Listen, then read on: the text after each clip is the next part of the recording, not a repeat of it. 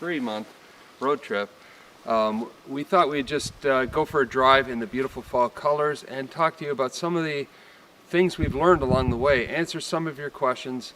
We've met so many families that are thinking of doing this. They have the big dream, and so we thought we'd share with you everything we've learned so that you can avoid some of the mistakes we've made and you can learn from some of the things we did right. So stay tuned.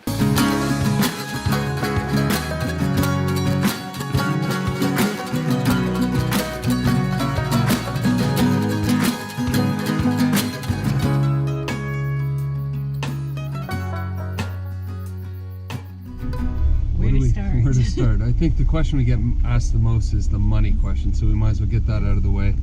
So we are just regular folks, but we did work really hard in business for 30 years, and then our business got acquired. We made some money, we were able to pay off our house, and then we had the dream to go on this 3-month road trip, and we had enough money to be able to do that, and we just took off and did that. But for us, it just wasn't enough. 3 months wasn't enough, so we wanted to keep going. The kids wanted to keep going, so ended up being a year. And then we all wanted to sell the house and keep going. I don't know. So if you're a family and you're thinking of taking off and doing a dream like this, and we've met so many of you, you're going to do it 3 months or 6 months. Beware. It's very easy for it to become a lifestyle rather than a trip. But a couple of things you have to keep in mind. You need to be able to make money while on the road, unless you have unlimited bank account, which we don't. So we did have enough money to keep going for another year, and we did that, especially after we sold our house. We said, look, we're going to use some of this money that we've been working so hard to save over the last 30 years and just give it kind of as a gift to our kids. And we went around the world, you know, over to the other side of the world, down to New Zealand, Australia, and Indonesia, and a bunch of places like that, just have amazing experiences. For us, we think experiences are of more value than things, and we decided that years ago as a family.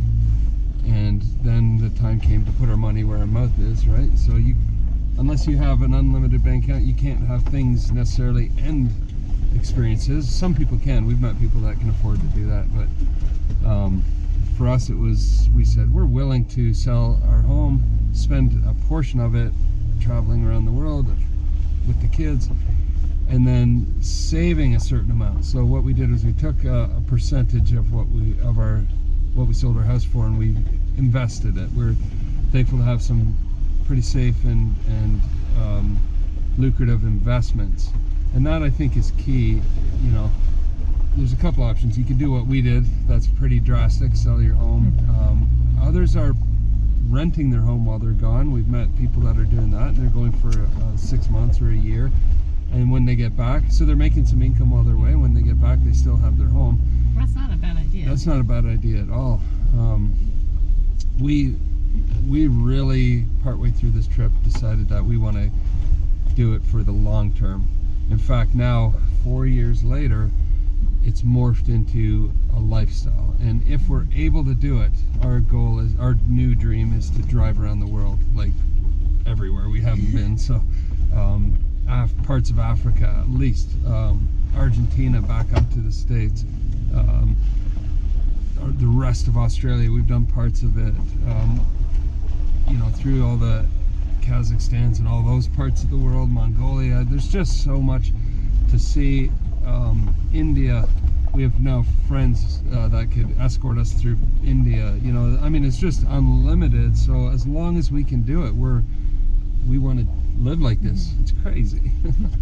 But initially it was, we're going to go for 3 months, and then we're going to come back to a house and get back into normal life, normal society. But we're way past that now.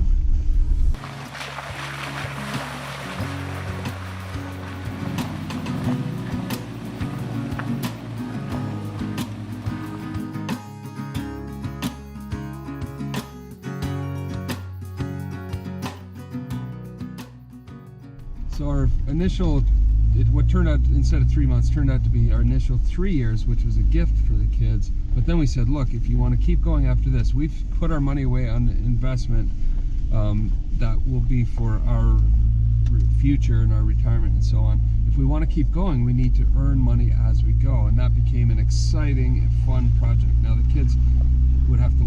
kinds of skills, and it makes it real. You know, it's not unhealthy. It's not healthy to just, as kids, to grow up having things given to you where you don't have to work for them, and so just as good a gift as giving them that beautiful trip the first couple of years is the gift of learning a work ethic. So what are some of the things they're learning and doing now to help us sustain this kind of lifestyle? Yeah, like Caroline likes to write articles. I mean, you know her writing in journals all the time, so that's kind of a no-brainer that she can, you know, give her pictures and writing. Yeah. And then when we're traveling around, she'll do graduation pictures or family pictures, and that's actually really fun for her.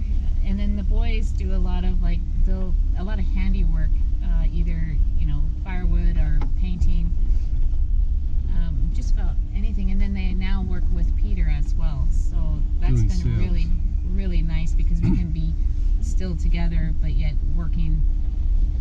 So that's been really, really good. But it doesn't come without, you know, give and take, I guess, because, you know, my dream was always to build a new kitchen in our cabin, but Caroline and the kids really needed some camera gear, and so it's kind of like, well, you know, they really have this dream to build the channel and to help fund our trip. And I think, you know, people often ask us, like, how do they sit back there without killing each other and stuff? But a lot of the time they are paying and funding all the gas on our trip, and that's why. I mean, they want to get to the next place. They want to explore and see more, and if they get along, it makes that trip a lot more comfortable and fun for everybody. So when you see that fancy camera sitting on the gimbal, Carol goes, "That's my kitchen." Yes, I often remind them sometimes, because they're actually working on the roof, and that signal was to stop. So there's a big tree going over the road. It's a beautiful drive, though. Yeah. You good? So have a source of income on the road, because it's expensive. It just is not cheap. Paying for fuel every day. We spend about $100 a day on fuel when we're driving from place to place. We try to camp free, which is something we learned, but the first couple of years, because we were unfamiliar with the road, it felt safer, and when the kids were younger, it felt safer to be at a good, secure campground. But over time, we've learned how to save some money that way. Food is our other big bill, and we're learning how to be a little more frugal with that. But the problem is you can't save food store food like you can in a home, so you're almost shopping for meals, which is not the best way to shop. So we've learned how to get creative with that as well by having more food storage. We have our in-truck fridge and then a couple of coolers. We're gonna eventually go with a bigger fridge, though. Yeah, definitely. Yeah, storage is always, and space will help us with that. So I'm also a speaker, and that allows me to do my job while traveling around. So if you have a job, we've met people that are photographers and nurses, coaches, things like that, things that allow you to not be location specific. I think that's important. It's very important, so that it can help you sustain the lifestyle. But the kids have been, like Carol said, learning all kinds of skills and learning how to make money, which is great for life and for travel. So photography, videography, but also our YouTube channel. We're starting to produce income now, and we made a ton of mistakes and didn't really see it as a business initially, and that's unfortunate. We should do a video on all the mistakes we made. Yes, I think we should. What not to do, and it'll save everyone else all the heartache and pain. Yeah, I'm just gonna pop her in 4-wheel drive because we're going down the slick trail here. Yeah, so YouTube is a viable business, and we know people that are funding a lot of their trip that way. So we're going to get a little more serious about it than we have been in the past. So that's the money talk.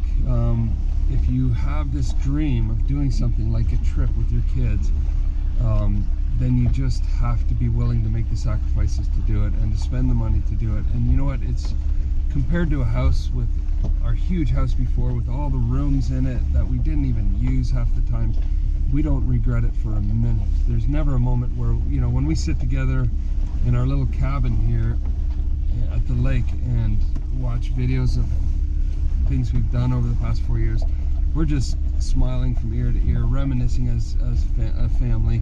We wouldn't have that sitting in our big house. We'd probably each be in our own room doing whatever, but we wouldn't have that connection that we now have as a family. So for us anyway, it's worth every penny of it.